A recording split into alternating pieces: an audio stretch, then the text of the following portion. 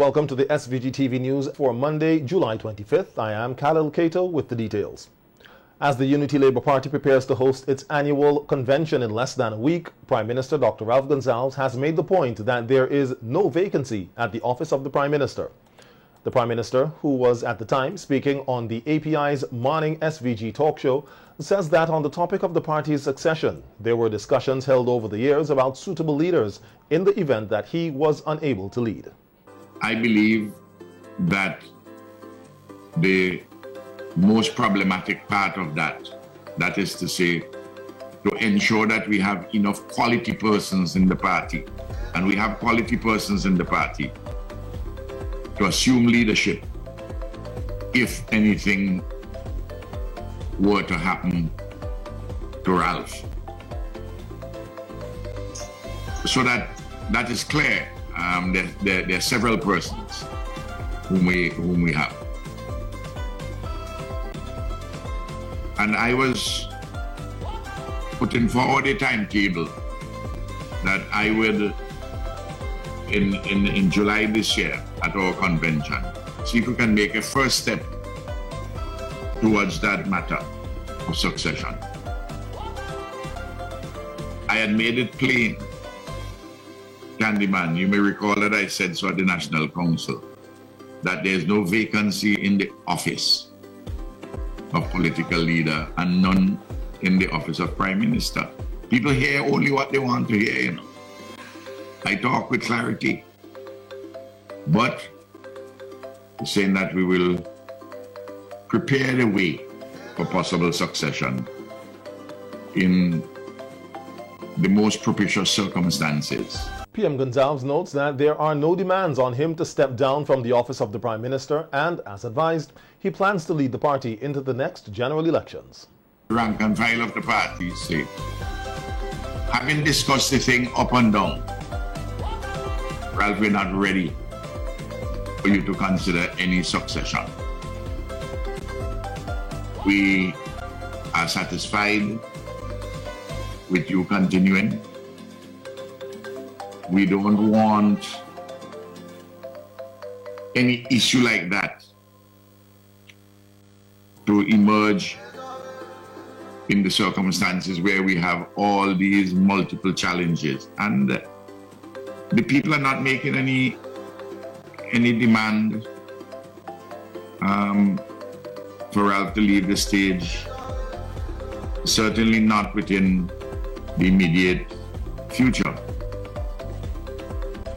Yesterday on a radio station, I said that I will be the leader of, I will lead the party as currently advised. I would lead the party into the next general election. Minister of Local Government and Urban Development, Senator Julian Francis, who suffered a stroke on Sunday, is said to be in stable condition. Providing an update on the senator's condition, Prime Minister Dr. Ralph Gonsalves says Senator Francis is stable and alert. However, his blood pressure has not reduced to the normal rate. They would do another CT scan within another 24 hours plus. So the news coming out this morning, as of the time I'm speaking to you, is not of a deteriorating condition.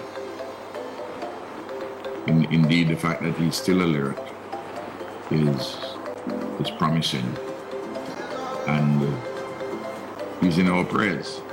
PM Gonsalves further explains a CAT scan was conducted which revealed there was bleeding in the center of Senator Francis's brain. He adds the brain was slightly swollen. The senator was flown to Barbados on Sunday evening after doctors at the Milton Cato Memorial Hospital were able to stabilize him. The Prime Minister adds that the affairs of the government are set to continue as normal in the senator's absence, who also holds responsibility for airports, seaports, energy and Grenadine affairs. He says he has already informed the relevant persons that he will now oversee the senator's portfolio until his return. The business of the government and the party, that business continues. This morning, I called the acting permanent secretary in the Ministry of Urban Development, Airports, Seaports, Local Government, just to say to her, well, I am Prime Minister in the absence of Julian. I also call Thornley Myers, which is a big part of the portfolio energy, to indicate that I am his minister until Julian returns. Well, the AIA and the Port Authority already know that. Argyle International Airport. So there it is. The government continues to function as usual, and today we'll have Parliament. I know you will miss very much the discussion, the debate on the financing, the 62 million US, the financing gap provided by the Taiwanese. That bill for the approval is one of the bills which we're going to do very early today. PM Gonzalez also noted that the upcoming ULP convention, currently scheduled for Sunday, July 31st, will go ahead as planned once there is no decline in the overall health and well-being of Senator Francis, the party's General Secretary. The government of St. Vincent and the Grenadines is working to give Vincentians who held policies in the now-collapsed CLECO company a one-time settlement. This is according to Minister of Finance Camilo Gonzalez, who provided an update on progress to recover some of the assets in CLECO during the House of Assembly today. Minister Gonzalez says the government of Barbados has offered a bond in the amount of 37 million Barbados dollars, which was set aside to settle claims of Vincentians and other Eastern Caribbean policyholders. He adds the sum of $8.2 million will be used to settle the claims from SVG policyholders. The government of Barbados is providing a bond that is a long-term instrument that would provide cash flows to settle the claims of currency union policyholders over a very long period, over a 15-year period. Clearly, it is not reasonable to ask policyholders who have waited for many years for a settlement to their claims to collect now that settlement over a 15-year period. So the Eastern Caribbean Currency Union and the government of St. Vincent and the Grenadines, members of the Subcommittee on Insurance, have been working to find ways to monetize the bond, to make the cash payments with as much dispatch as possible. To this end, the Ministerial Subcommittee on Insurance is reviewing various options to arrive at a uniform approach for achieving this objective. Minister Gonzalez says out of a meeting held by the Monetary Council of the Eastern Caribbean Central Bank on July 22nd, the decision to appoint a trust management was approved. He says the plan is to provide settlement payments that should be in 6 months to a year. To give the policyholders a one-off settlement based on this bond. So we'll monetize it and manage that end of it. And we're hoping that as this works through the court system, we're looking at, on the short end, about 6 months from now, and at the outer limit, probably 12 months from now. So it would be in that time frame. Minister of Agriculture and Fisheries Suboto Caesar says government has not abandoned plans to export seafood to the European Union of countries. He made this comment during the question and answer segment of the House of Assembly today. Over 2 decades ago, local exporters were banned from exporting seafood to EU markets, a decision that came as a result of concerns of fish handling practices in markets. Minister Caesar admits that government has experienced some challenges in the past with exports, and progress is being made to advance efforts to reintroduce exports to the EU. Advance our efforts to export to the EU. And Part A, the only outstanding issue that we have now is the revision of the Fisheries Act.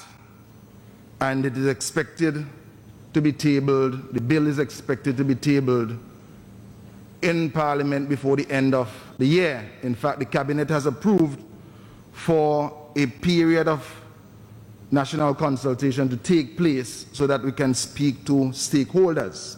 That's a short version. The minister further explains the issue which initially stopped the country from exporting to the EU is no longer the reason there are no exports done to that particular region. The facility at the time, which caused St. Vincent and the Grenadines to be stopped from exporting to the European Union, is no longer the issue why we are not exporting fish market.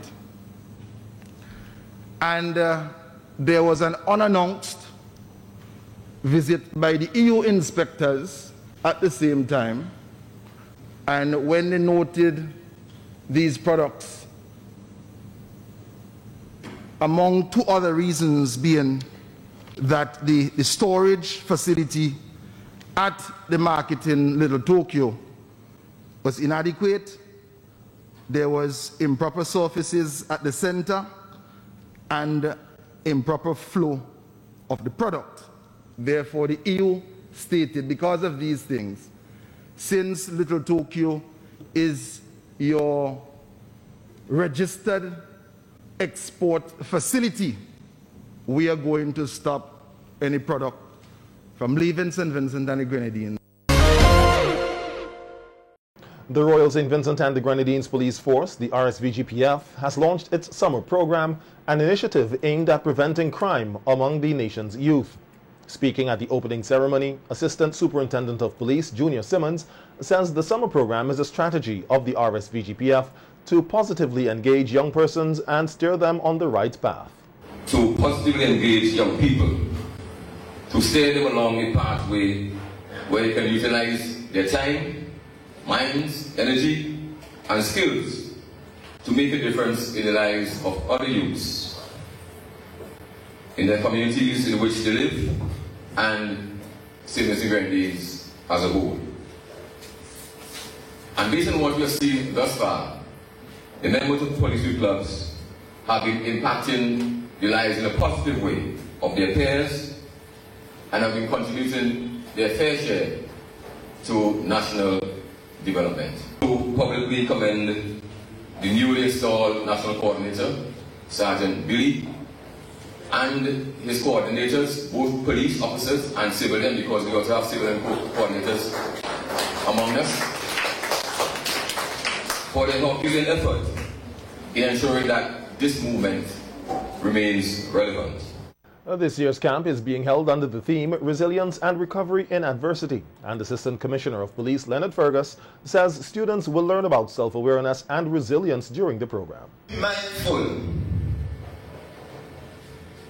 The second point here is mindfulness. So you have to be mindful, and this is being conscious or aware of your present surroundings.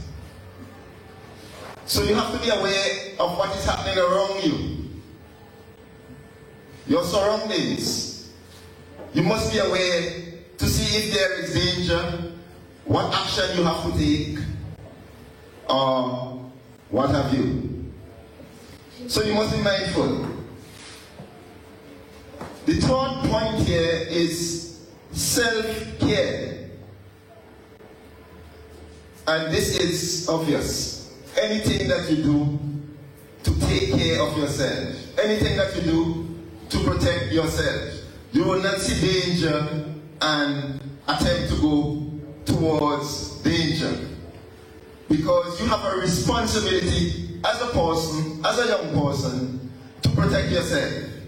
Students from the North Windward and North Leeward areas of the island have received support from the government of Indonesia in the form of 2 school buses. The cost of the buses is valued at 328,000 EC dollars, and they are expected to be in operation by the start of the new school term in September. Speaking at the handing over ceremony, Minister of Transport and Works, Montgomery Daniel, says this show of generosity by the Indonesian government is welcomed, adding that the issue of transportation for students will now be addressed. The matter was raised with me of the problems we are having in terms of transport. And so in discussions with both ministries and having the Ministry of Foreign Affairs intervention, that we seek to have the assistance of the government and people of Indonesia in assisting with transport. And so, over that period of time, in our discussions and our work through the Ministry of Foreign Affairs, that today we have seen the results. We wanted to buy 2 of these larger buses, but of course we were not able to meet the cost. Having had discussions at the cabinet level, we were able to buy this larger bus, and the government, of course, partner with the monies provided, and we were able to buy the second bus. Ambassador of the Republic of Indonesia to St. Vincent and the Grenadines, His Excellency Imam Eddie Mulyono, said it was his country's honor to be a part of the effort to provide access to education for Vincentian students. We believe that education is the pillar of a nation development. Therefore, it is an honor for us to be able to contribute to some of the effort. Ladies and gentlemen, let me assure you that this cooperation shall not be the last, but the beginning.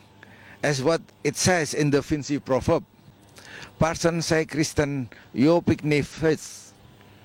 Meaning, look out for those closest to you before you look out for others. Even though the distance between Indonesia and St. Vincent and the Grenadines is very far, there are various things that make the 2 countries very close. Coast Guard Petty Officer Brangergen Glasgow is cautioning parents about the dangers of beach, river and pool activities during the summer holidays. Petty Officer Glasgow encourages persons to have a plan when visiting these areas.